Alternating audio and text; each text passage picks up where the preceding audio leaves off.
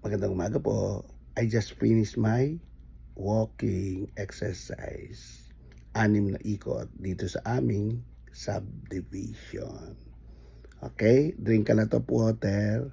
Just only eat light meals.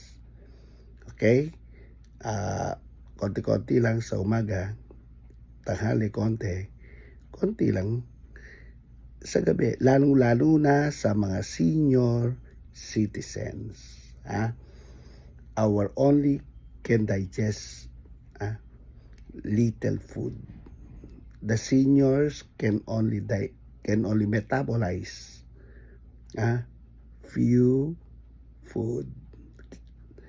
Our body can only have little reaction, biochemical reaction. Do not overload your body. Our body is the temple of the Holy Spirit who is living in us. Quench not the Holy Spirit. Okay? Doc Attorney Joey Montemayor.